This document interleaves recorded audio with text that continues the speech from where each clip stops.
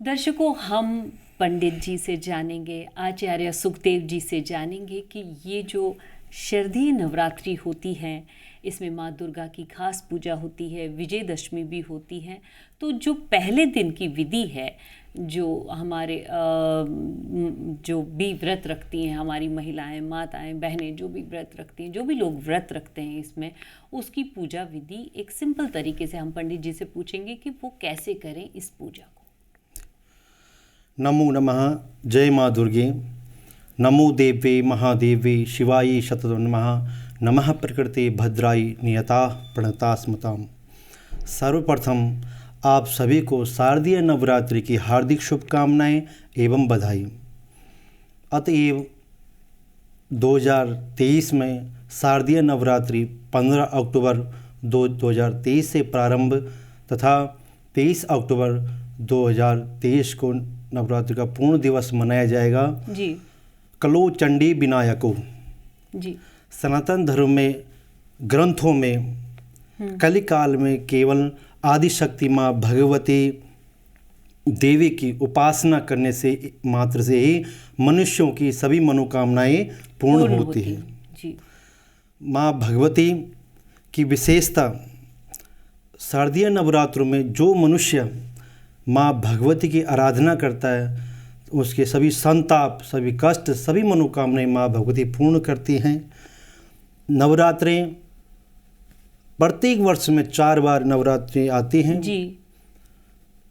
माघ मास और आषाढ़ मास में गुप्त नवरात्रे होते हैं तथा नूतन वर्ष के आरंभ में चैत्र नवरात्रि व आश्विन मास में शारदीय नवरात्रि मनाए जाते हैं।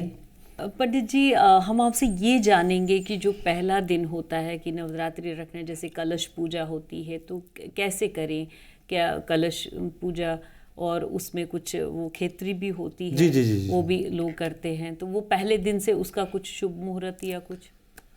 जी, सर्वप्रथम प्रथम दिवस में एक वैदिक ब्राह्मणों को बुला करके घर में स्वस्ति वाचन करके संकल्प लेकर गणेश आदि भगवान का पूजन करते हैं कलश के रूप में। कलश, फिर उसके बाद कलश की स्थापना करके जवारा खेती बोई जाती है, हरियाली बोई जाती है। जी।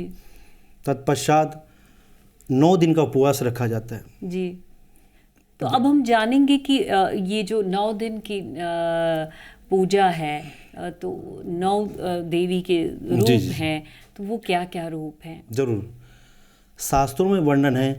प्रथमं शैलपुत्री च, द्वितीयं ब्रह्मचारिणी, तृतीयं चंद्रघंटेति कूष्मांडेति चतुर्थकं, पंचमं स्कंदमातेति, षष्ठं कात्यायनीति च, सप्तमं कालरात्रिति महागौरी चाष्टमं, नवमं सिद्धिधात्री च, नवदुर्गा प्रकीर्तितः। प्रथम अवतरण में प्रथम दिवस में माँ भगवती शैलपुत्री के नाम से माँ भगवती का पूजन किया जाता है। तो उसमें क्या क्या वो चढ़ते हैं?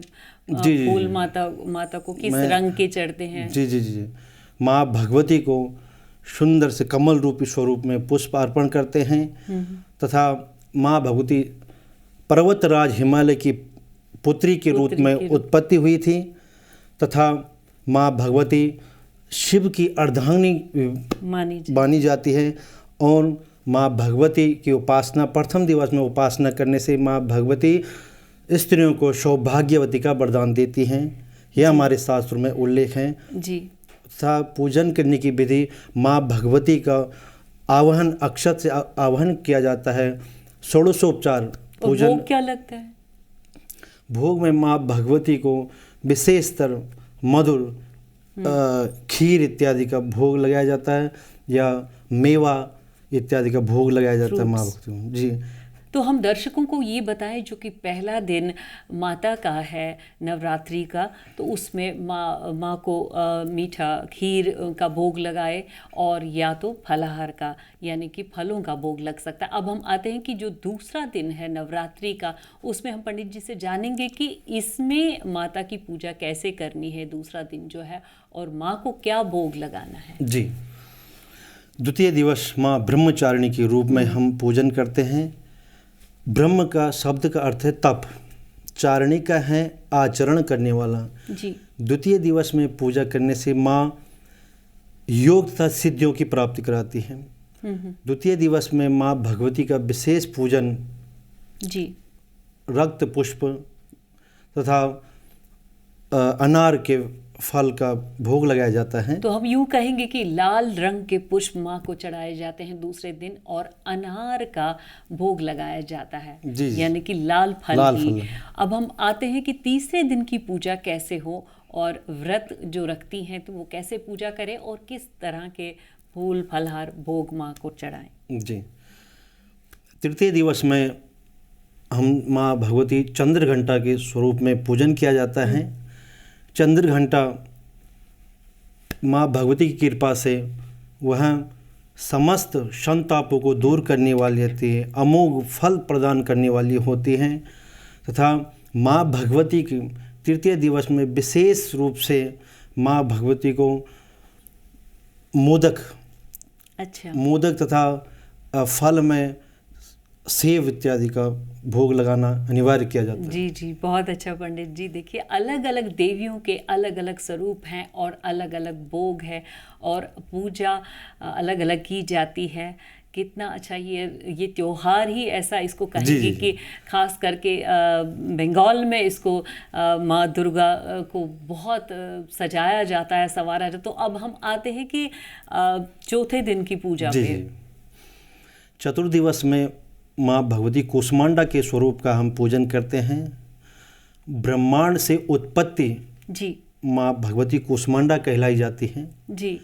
माँ कूष्मांडा समस्त आदि व्याधियों, रोग व्याधियों को दूर करने का वरदान देती हैं। जी। माँ कूष्मांडा को सर्वप्रथम गुड़हल के फूल को अर्पण करना चाहिए, कदली फल को भोग लगाया जाता है माँ भगवती का। माँ भगवती से आशीर्वाद लिया जाता है कि हमें समस्त शारीरिक रोग व्याधियों से मुक्त करें। वाह वाह वाह। तो यानी कि चौथे दिन की पूजा जब हम माँ की करते हैं तो हमारे जो शरीर के रोग हैं वो सब मिट जाते हैं माँ की कृपा से। तो अब हम आते हैं कि पांचवें दिन जो माँ पंचमी के रूप में माँ दुर्गा की पूजा कैसे करें, वो पंडित जी से जानेंगे, और भोग क्या लगता है। जी। पंचम दिवस में माँ भगवती के स्कंद माता के रूप में हम पूजन करते हैं। स्कंद का मतलब कार्तिकेय की माँ के स्वरूप का नाम को हम स्कंद माता के रूप में पहचानते हैं, पूजन करते हैं। माँ भगवती स्कंद माता हमें अमोघ वर प्रदान करने वाली होती हैं। विशेषतर माँ भगवती को कमल स्वरूपी पुष्प तथा सेब या अनार का भोग लगाया जाता है। तो फल ही ज़्यादातर भोग लगता है माँ को। और हम अब असली उस पर आएंगे कि जो षष्ठी होती है, षष्ठी पूजा बंगालियों में बहुत ही ख़ास होती है। षष्ठी से ही दुर्गा पूजा शुरू होती है। षष्ठी के दिन हमारे देखिए नवरात्र जो हैं, ये शारदीय नवरात्रि, ये अलग अलग हमारे हिंदुस्तान के अलग अलग राज्यों में अलग अलग तरह से मनाई जाती हैं। कहीं डांडिया होता है, कहीं माँ दुर्गा की पूजा होती है बंगाल में, और नॉर्थ में तो बिल्कुल खेती वो लगाई जाती है और उसकी पूजा होती है। तो अलग अलग तरह के मतलब तो ऐसा कहें कि धूमधाम मचाई होती है, पूजा ही पूजा होती है चारों तरफ हमारे हिंदुस्तान में। अब हम आते हैं सप्तमी की पूजा पर कि माँ सप्तमी की पूजा कैसे करें नवरात्र में। सप्तमी माँ भगवती काली के रूप में हम पूजन करते हैं। माँ भगवती काली सप्तम दिवस में जो व्यक्ति, जो मनुष्य माँ भगवती की आराधना पूजन करता है, माँ काली उनके असुरीय शक्ति तंत्र मंत्र से माँ रक्षा करती है उनकी, तथा निर्भय को दूर करती है, डर को दूर करके माँ भगवती को विशेष रूप से माँ भगवती को प्रसाद, हलवे का प्रसाद या फल में कोई ऋतु फल कोई भी चढ़ा हम सकते हैं। माँ काली सम की रक्षा करती हैं, तथा मंत्र उसका नवारण मंत्र से जाप भी किया जाता है। जी, वो मंत्र आप बताएंगे। नवारण मंत्र माँ भगवती का ओम ऐं ह्रीं क्लीं चामुंडाई विच्चे। इस मंत्र का यथाशक्ति कम से कम 108 बार, नहीं तो समय के अभाव के कारण कम से 21 बार इस मंत्र का जाप अवश्य करना चाहिए। अब हम आते हैं अष्टमी की पूजा पर। अष्टमी के दिन यहाँ हिंदुस्तान में कंजकें पूजी जाती हैं और व्रत को तोड़ा जाता है, और वो कंजकें कैसे पूजें हम दर्शकों को बताएंगे पंडित जी सुखदेव जी। शास्त्रों में वर्णन है, 8 वर्ष भवेत कन्या, 8 वर्ष की कन्या का हम अष्टमी के दिन पूजन करते हैं। माँ भगवती अलौकिक शक्ति प्रदान करने वाली होती हैं तथा समस्त पाप संताप पापों का नष्ट करने वाली होती हैं। उसमें 8 वर्ष की कम आयु की बालिकाओं का पूजन तथा अर्चन बंधन किया जाता है, उनसे आशीर्वाद लिया जाता है, और समस्त कलमश हमारे शरीर में जो भी कष्ट दुख दर्द है वो दूर करने का आशीर्वाद उन बच्चों से लिया जाता है, माँ कन्याओं से लिया जाता है। जी जी जी। अच्छा, तो उसमें क्या भोग लगा सकते हैं, कन्याओं को क्या दे सकते हैं? जी, कन्याओं को माता रानी के लिए एक चुन्नी जरूर अर्पित करना चाहिए, या विद्या क्षेत्र में कोई शिक्षा क्षेत्र में जैसे पेन हो, पेंसिल हो, कोई भी विद्या क्षेत्र के अनुभव से। और खाने में प्रसाद में खीर या हलवा इत्यादि, काली चनी इत्यादि का भोग को लगाया जाता है। जी, हलवे का भोग लगाया जाए। हलवा पूरी वैसे ही कंजकों को पसंद है, और इसका भोग लगाया जाए अष्टमी के दिन। अब हम आते हैं नवमी, यानी कि नव दुर्गा। यहाँ पर कंप्लीट हो जाते हैं हमारे 9 दिन पूरे, जो 9 दिन का व्रत रखते हैं। तो नवमी की पूजा कैसे करें? जी, नवमी तिथि में माँ भगवती सिद्धिदात्री का पूजन किया जाता है। उस दिन प्रायः अष्ट सिद्धि नवनिधि का पूजन, समस्त कामनाओं को पूर्ण करने वाली माँ भगवती का पूजन करते हैं। माँ भगवती समस्त मनुष्यों में जागृत करने की उन्नति को माँ भगवती सिद्धिदात्री आशीर्वाद देती है, और अमृतत्व का प्रदान करने वाली माँ भगवती सिद्धिदात्री होती है। 9वें दिन परंतु पूजा के पश्चात हमें हवन पूजन करके पूर्णा यज्ञ की पूर्णाहुति करने के बाद कन्याओं को भोजन कराना चाहिए। पूजन करके भोजन करवा दिया जाता है। तत्पश्चात उनसे आशीर्वाद लेकर के अपने जीवन को धन्य करने की हम माँ भगवती से आशीर्वाद लेकर के उनको यज्ञ का पूर्णाहुति के बाद माँ भगवती का विसर्जन किया जाता है। जी जी जी जी, बहुत अच्छा बताया आपने पंडित जी। देखिए, ये जो शरद नवरात्रि है, इसमें दशमी का बहुत बड़ा ये क्या कहते हैं ना कि दशमी को विजयदशमी के रूप में मनाया जाता है। और हम पंडित जी से जानेंगे कि विजयदशमी की क्या विशेषताएं, खास विशेषताएं क्या है।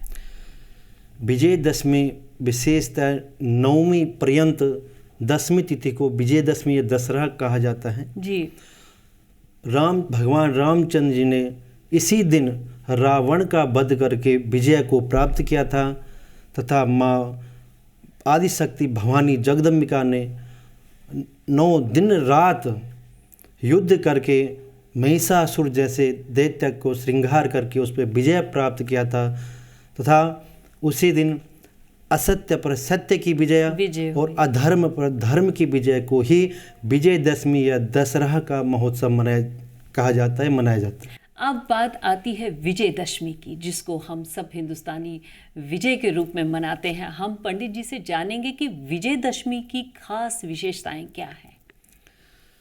विजयदशमी के दिन घर में ब्राह्मणों को बुला करके पूजन करना चाहिए।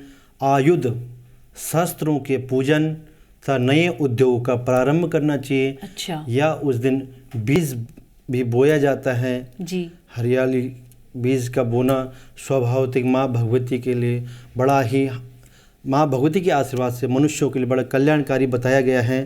तथा उस दिन दशहरा में काम क्रोध मद मोह इत्यादि 10 पापों का नष्ट किया जाता है। यह विजयदशमी के पर्व के बारे में हमारे शास्त्रों में वर्णन है। त्याग दिया जाता है। जो व्रत नहीं रखते हैं या इसमें एक खास मंत्र का उच्चारण हो, तो वो ज़रा वो मंत्र आप बताएं इन नवरात्रों में एक खास मंत्र का उच्चारण क्या करें, हमारे दर्शकों को बताएं। सर्वप्रथम माँ भगवती का जो विशेष मंत्र है, अगर जो व्रत तय न कर पाए उनके लिए सर्वा 9 दिन जो चले पूरा। जी सर्वा बाधा विनिर्मुक्तो धन धान्य सुतान्विता मनुष्यो मत प्रसादेन भविष्यति न संशया।